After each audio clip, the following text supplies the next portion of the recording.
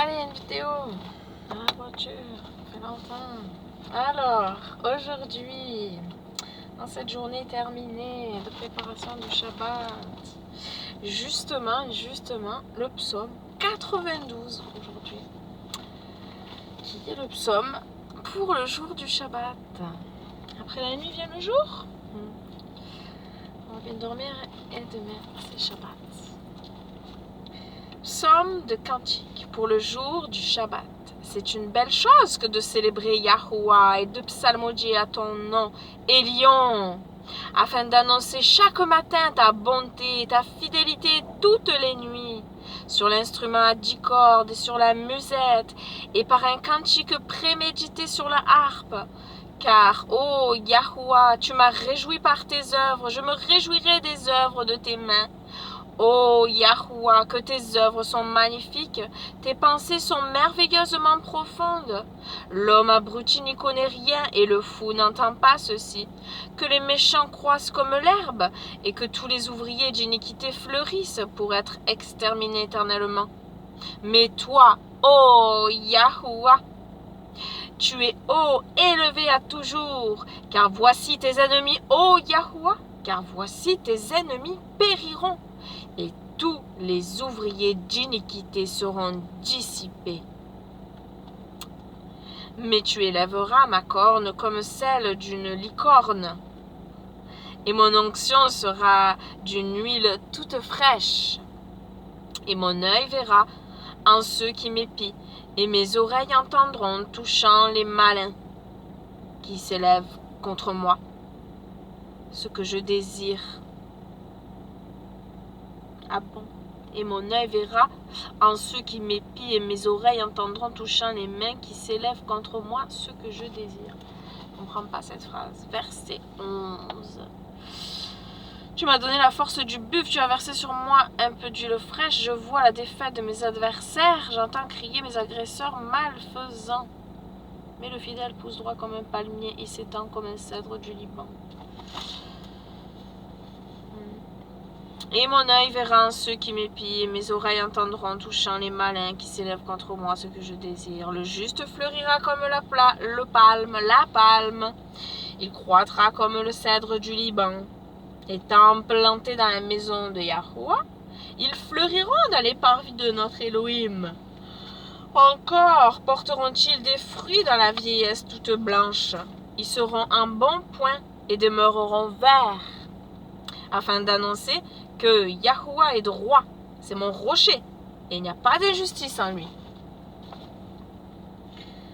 Même en vieillissant, il porte encore des fruits, il reste plein de sève et de vie, preuve vivante que le Seigneur est juste et sans détour, lui mon rocher. Plus simple, version courante.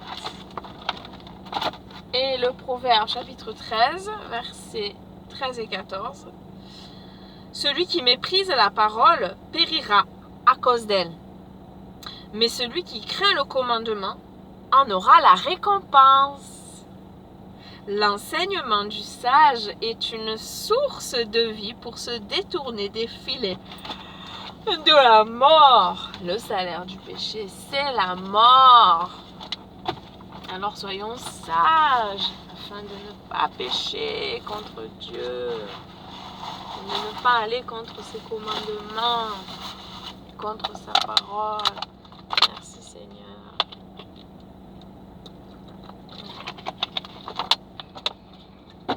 Merci Père éternel pour cette journée de vie.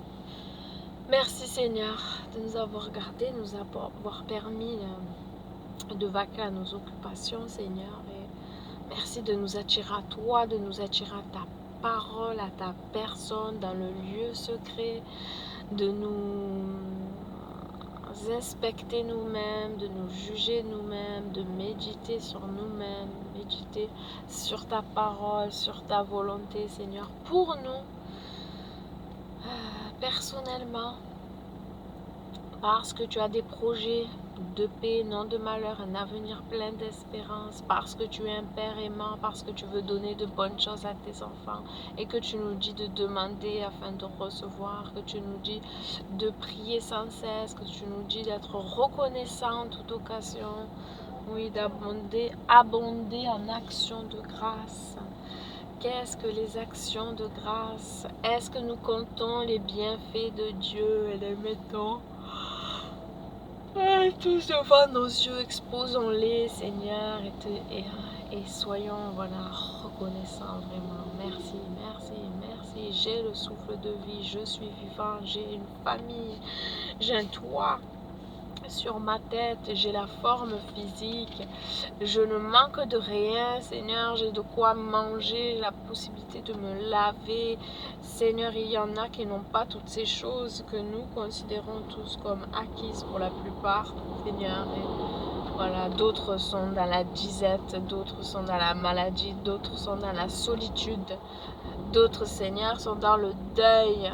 Oh mon Dieu, tu es celui qui donne un avenir nouveau, une espérance nouvelle. Nous savons qu'un jour, il n'y aura plus de larmes, plus de maladie, plus de vieillesse, plus de mort, plus de mal, de péché. Il viendra un temps où, hop, quand tu régneras, ce sera bien strict. Hop, tu nous laisses pour ce temps-ci vraiment grâce sur grâce, chance sur chance, du temps pour changer d'attitude, pour avancer dans la sanctification. Et voilà, je prie que ce temps-là de grâce sur lequel nous sommes encore, qu'il ne soit pas négligé, qu'il ne soit pas piétiné, que le sang du Christ ne soit pas piétiné, mais que chacun puisse avoir cette faim et soif de ta justice, cette faim et soif de ta vérité, l'amour de la vérité, afin de tous grandir en toi, Seigneur.